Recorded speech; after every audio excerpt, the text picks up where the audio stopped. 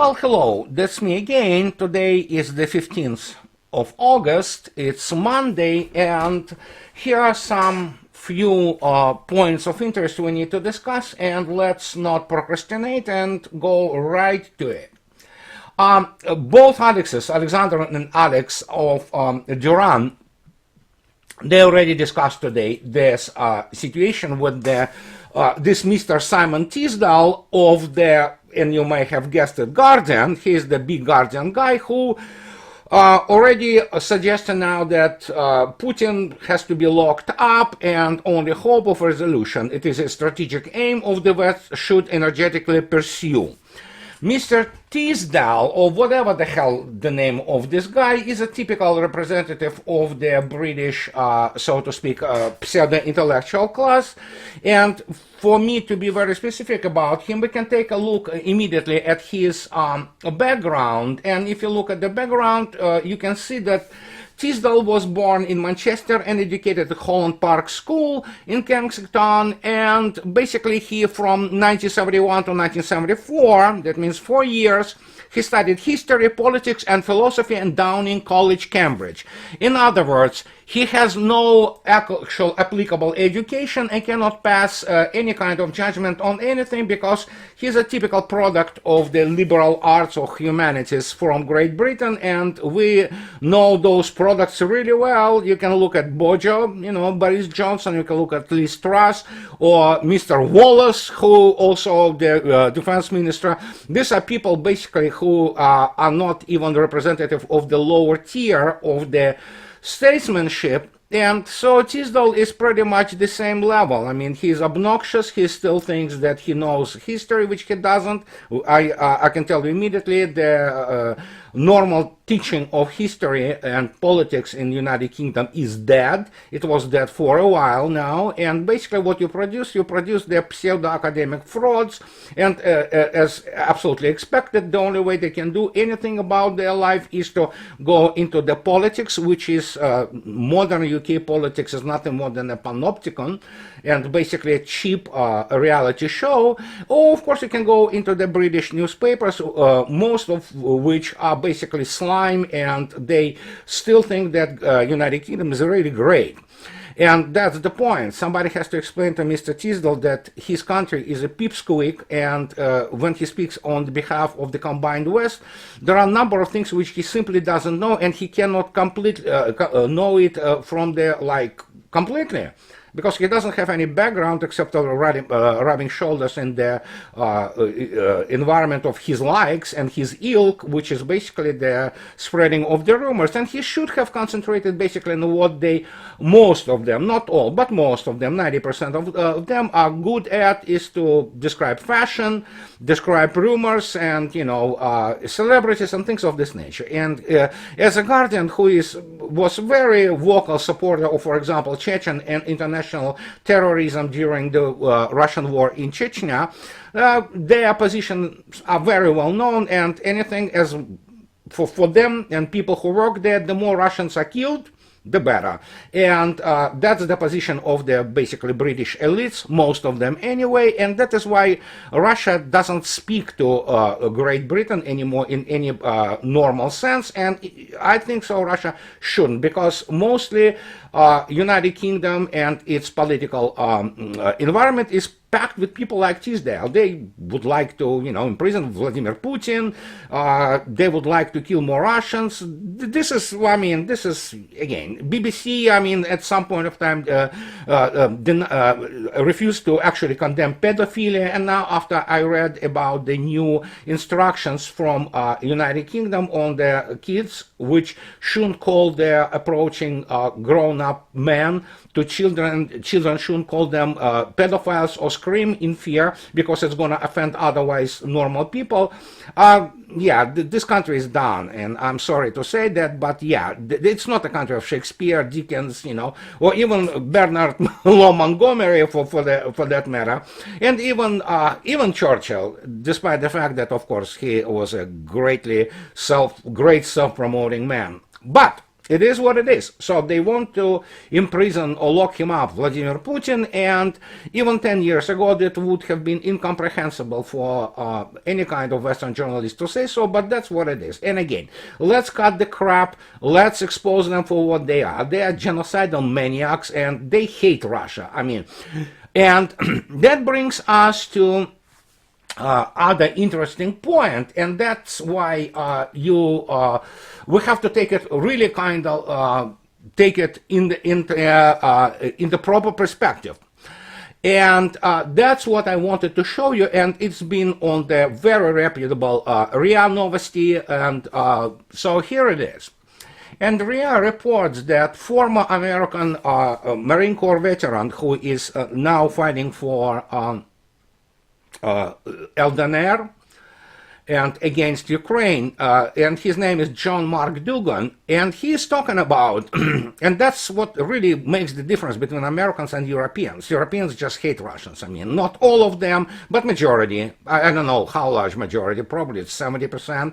They cannot stand Russian, smell, visuals and things like that. They just hate them on the racial and cultural matters. But here's this American former Marine. He says that he communicates with many friends of his from United States Marine Corps, including the guys who have been basically thinking that they fight for some kind of the bright democratic ideas when they fight for Ukraine. He says many of them, they have huge huge doubts about what was happening there, and many actually hate Ukraine, and they hate the position they found themselves when fighting for this basically a regime of the Nazis. And he said there are many American Marines and people, former military, who actually in many respects they support Russia. Not necessarily vocally, but many do.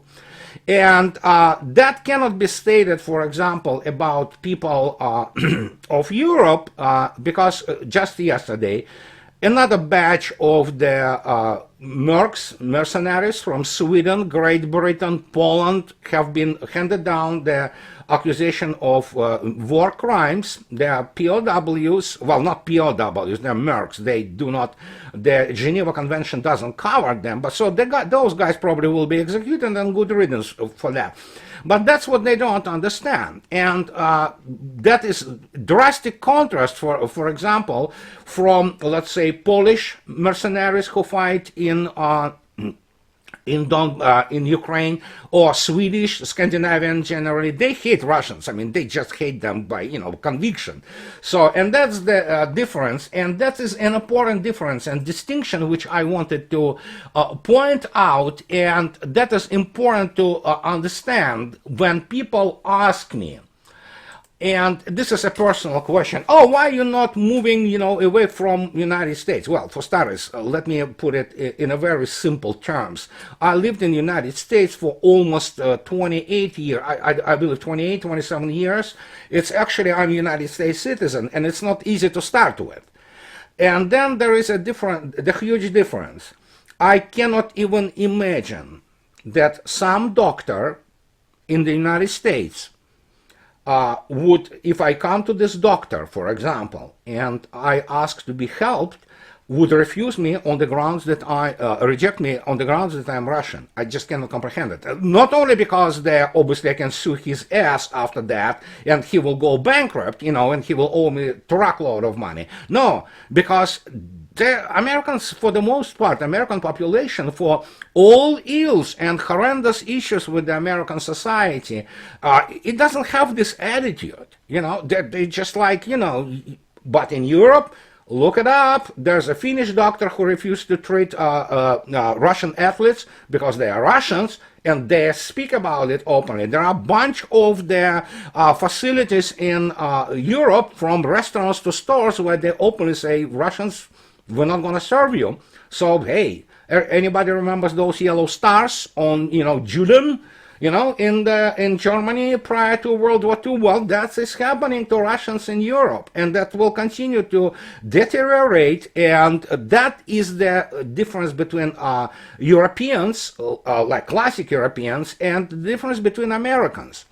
And when people say that there's no difference, well, there is, and it's And again, for all ills of the Americans, for all ills of the American society, there's a lot of ills. Some of it is absolutely horrendous, and some of it may lead to basically decline of the nation. It's already happening, but hopefully it will not come down to a physical disintegration of the country. But even despite America being completely basically split nation, for the most part, the core of the what is called European, what we would call, some call it WASP, White Anglo-Saxon Protestant, but for the most part, the core of the what is called European origin in the United States, they are not necessarily bad people in the sense that you will come and ask for help, they will help. And they will not even ask, they might ask, hey, what your accent is from? Russia. Oh, you're from Russia, so there you go. That's pretty much attitude. And believe me, I get around the United States for many years now. That's the attitude you actually, for the most part, encounter. Of course, there are all kinds of people, there are exceptions, but this is not mass phenomenon, as it is in Europe, where, yeah, Russians are being basically persecuted for being Russians, and that will continue, and eventually Europe will shut down any kind of the cultural communication, not between a Russian government and Russian governmental structures, be them from culture to science, but basically they will shut down any communications with Russian citizens just on the grounds because they are Russians and because they hate them. They hate Russia, period. Mr. Tisdale is the exhibit A of this. And you hardly will hear a really significant deviation from this position in Europe anymore, and yeah, because they will cancel, and we have to understand this is the basically issue of all totalitarian societies. And if anybody will tell me that England, United Kingdom, or Germany are not totalitarian societies, I'll have a breach to sell you. They are in some sense already worse than the Soviet Union at the peak of its censorship and limitations of some crucial issues of human rights, for example, like the freedom of travel abroad. So, and Europe is worse than this now, and it will get and deteriorate even more until it becomes absolute, complete 1984 Orwellian reality, and Russians will be this East Asia, and yeah, they will be, the 2 minutes of hate are already there. And in the United States, that's the difference. Oh, of course, United States media are scumbags as they are anywhere else.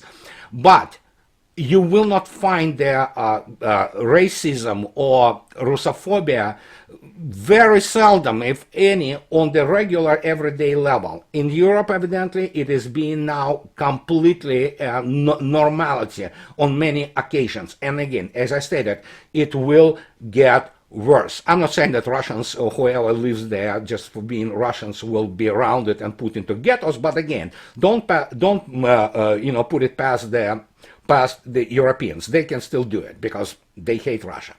And that's what I wanted to say. And Mr. Tisdale, with his, if I would say that Mr. Tisdale has to be locked up in the madhouse, in the padded room, I mean, I don't know what his reaction, but he's definitely a moron, and that's what you expect from basically most of the elites in the Europe and United States nowadays. But let me also demonstrate how they also lie. And as you know, there are issues, obviously, with the some industries in Russia. For example, like the automobile industry, which is absolutely normal after the sanctions have been introduced. But let me show how it lies.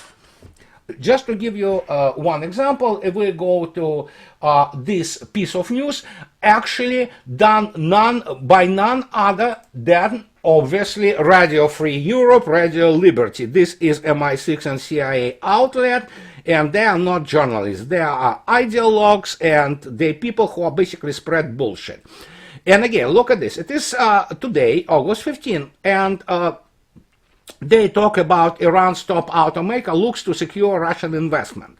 And this is nothing wrong with that, and because it is true, Russia is now a rich country, very rich country, and she is awash in cash. And obviously, Russians are expanding to Asia. And in terms of Iran, and of course, Iran is Russia's neighbor. It's Russia's neighbor through their land border through Azerbaijan, which is generally friendly country to Russia, and of course direct sea route through Caspian Sea. So before people talk about Russian-Iranian alliance, I would say, yeah, hold off a little bit. But in terms of being neighbors and inevitably being absolutely normal development in having bilateral Russian-Iranian relations economically and even partially politically, it's absolutely natural. Don't forget Mr. Raisi, he visited Russia a few months ago and he spoke to State Duma. That's a huge deal, I mean, believe me. And so now Russians looking for the investment opportunities in Iran, absolutely. Russia obviously is interested in Iran not only as a reliable and peaceful and stable neighbor, but also the huge oil and gas reserves in Iran, and Russia already is developing it. Obviously, Russia builds the nuclear power station, and obviously Russia will be putting some money into Iranian industries, and believe me, surprisingly, Iran has some serious industries, including the automobile industries.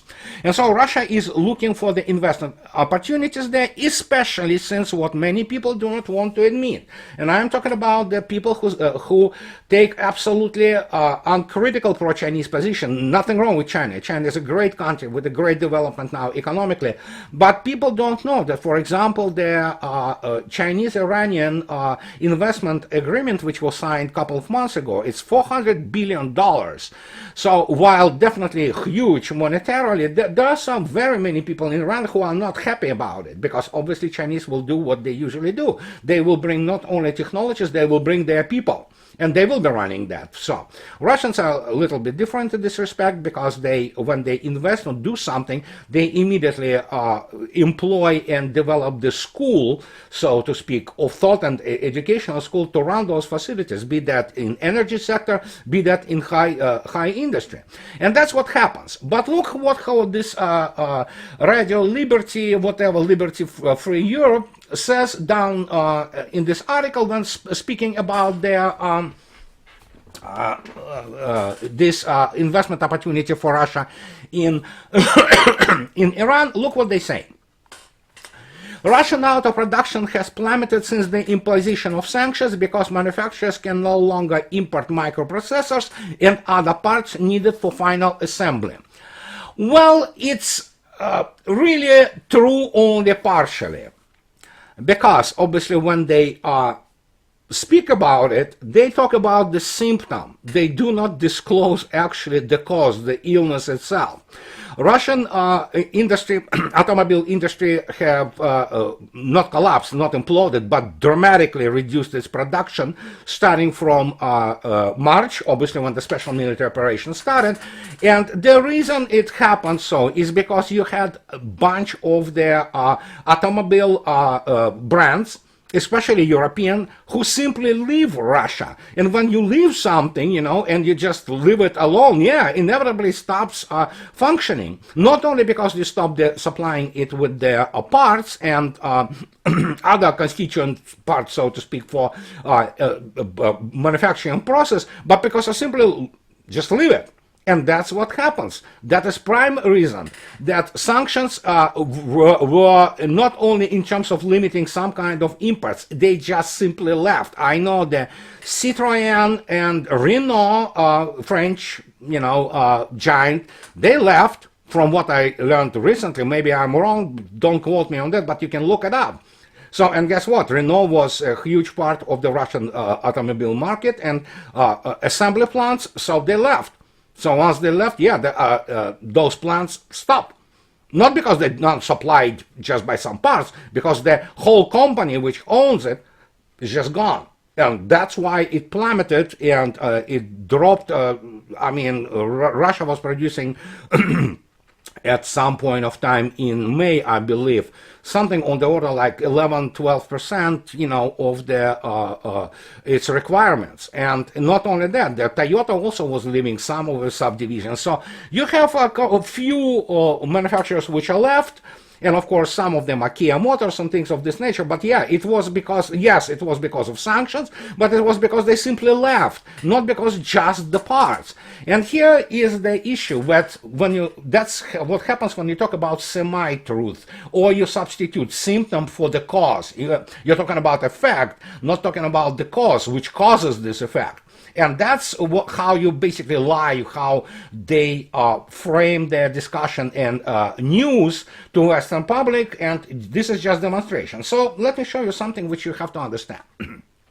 And one of the reasons I'm talking about, because obviously it's just really fascinating how they lie, because obviously they base also to give their legitimacy to their reporting, which is again lying or telling semi-truth is lie, is based, for example, on famous Russian uber-liberal pro-Western outlets such as Kommersant, which is I mean, this is Russophobic altogether. And when they call them they are economic business paper, I mean, please stop it. I mean, you cannot get any normal economist or people who understand how the economy works in Russia nowadays, because most of them are products of precisely Western economic education, quote unquote, and they're just basically morons, bimbos who don't know, or they know how the market operates, how the currencies operate, but in terms of real actual industry, they have very weak, if any, grasp of it. But here it is.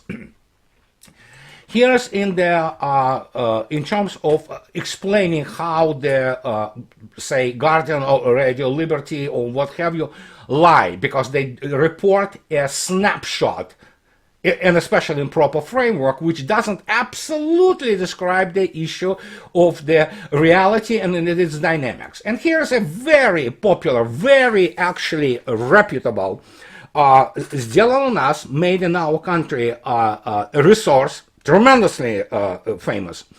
And it's from the 28th of July this year, and guess what? The title reads that Russia started the manufacturing of its own microchips for the car industry.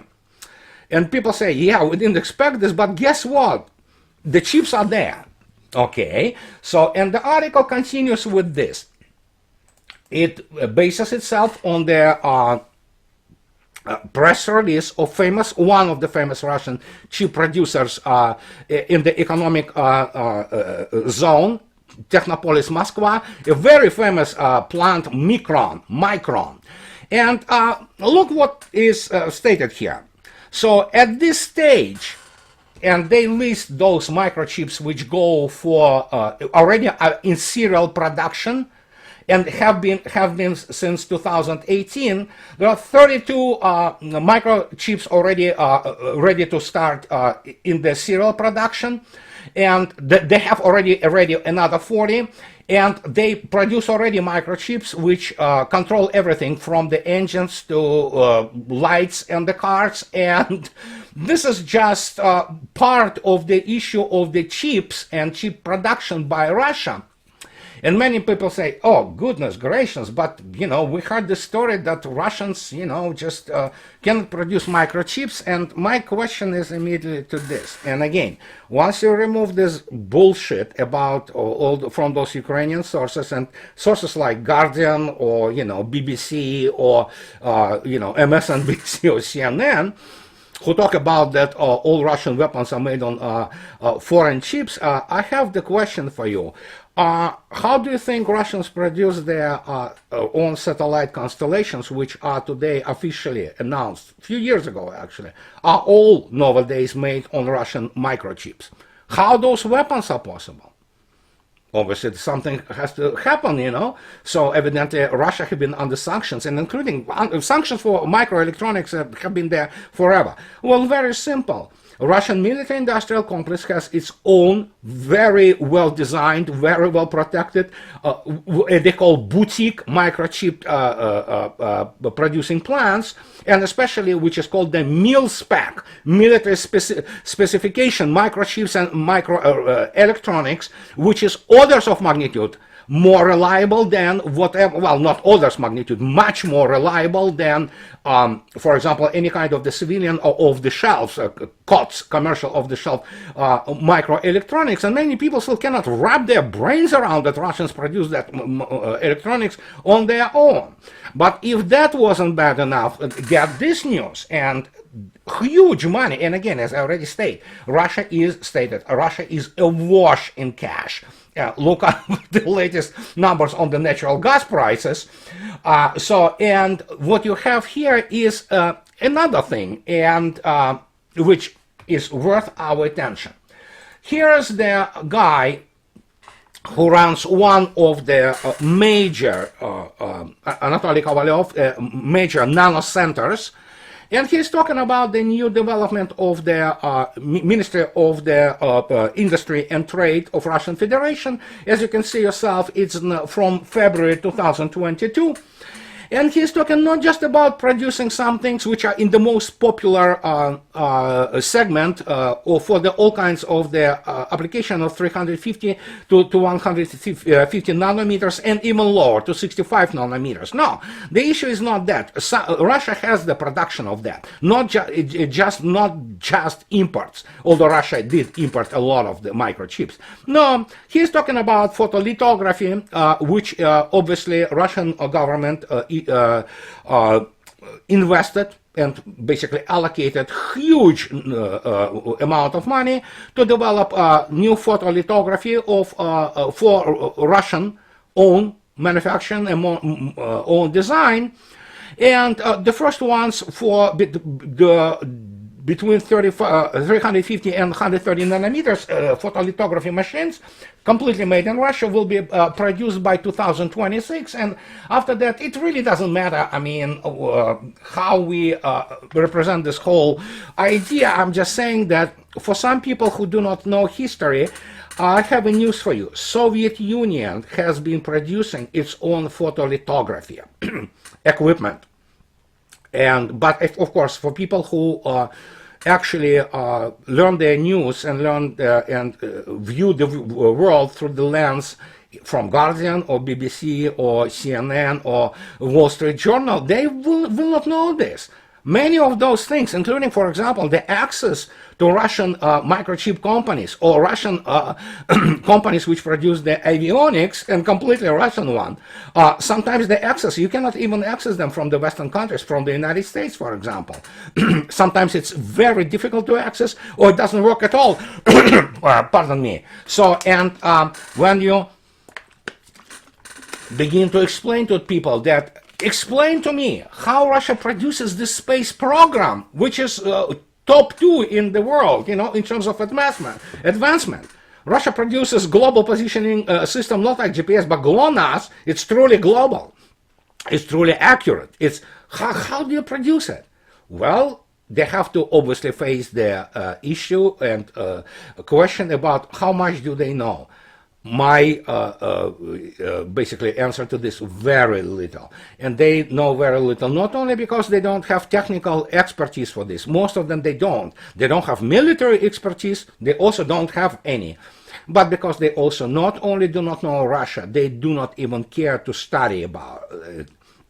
And looking at this expert-dom, like this Mr. Tisdale or Tisdale, whatever the hell his name, and looking at how they think about all this, one has to conclude that, guys, just leave it alone, okay? Just type any kind of bullshit. Don't even try to present yourself as the journalist. And in conclusion about Russian auto industry, and here's what the 2 weeks ago Russian very famous resource expert talks about. 2 weeks ago they published that Russian auto industry basically passed its bottom, and obviously it begins to restore itself, and they give a good basically feel about how Russia starts kind of getting back in the production of the just regular cars. And they give the real numbers on the actual fall of Russia's auto manufacturing in the first months of the special military operation, starting from February through May, June, maybe. And there is definite pronounced trend, and that's what it's in this article on the recovery, and the production grows back, and it is dynamics. Obviously, you have to always consider the dynamics, and believe me, I can tell you one thing from what I know. While definitely the prices for cars in Russia grew somewhat, inevitably, Russia will be fine in terms of producing its cars, and fine in terms of the import substitution, which is ongoing, as I already showed you in Microchips, with the great speed. And now, in conclusion of this segment, so to speak, about Russia and how they lie, how they do not present the full picture, and they never will, and describing the causes, the reasons for that. Here's one of the kind of sad, in some sense, anniversaries. Exactly a year ago, the United States Army fled Afghanistan. And one of the Russian, whatever his name, and he is some kind of military political analyst, probably another journal, but that's what it is. We live in the world, basically framed by quote-unquote journalists. He is talking about the price of defeat, but the real consequences are yet to come in terms of this defeat, which of course nobody can spin anymore, and it was the much worse situation than it was in Vietnam, and I've been on record, in this respect. So yes, we're gonna see and feel those consequences continuously, and it is a huge wound, psychological and, believe me, reputational, which United States sustained, in Afghanistan, and it, in some sense, explains this chaotic and almost feverish activity in trying to humiliate China, first by this mommy Pelosi visiting Taiwan, now the congressional delegation visiting there. And in terms of PR, it might have some effect, but we have to understand that the world, outside world, unlike this snapshot, mimetic looking, just in the now Western world, they think in the long run, many of them, and be that China, obviously Russia, obviously Vietnam. You have other countries which look at this and they look at it like, yeah, let's think and let's kind of take things in a kind of long run. And they make their strategic forecast and prognosis based not on the just, however successful PR campaign to humiliate China, or just lying about Russia on SMO, or as I presented to you today, auto industry. They understand their interests for a long run. And when you look at the result, and especially visuals and political consequences and geopolitical consequences of the American run fleeing from Afghanistan, they are horrendous. And I will dedicate a special segment of it, on it for you guys to listen and enjoy, so to speak, if you will. So, but this is what I wanted to talk about today, and as always, my profound gratitude to my wonderful sponsors, my wonderful supporters, and those who like what I do. Please subscribe to my channel and support me on Patreon. And that will be it for today. I wish you all the wonderful rest of the week, and I'll talk to you later. Bye-bye.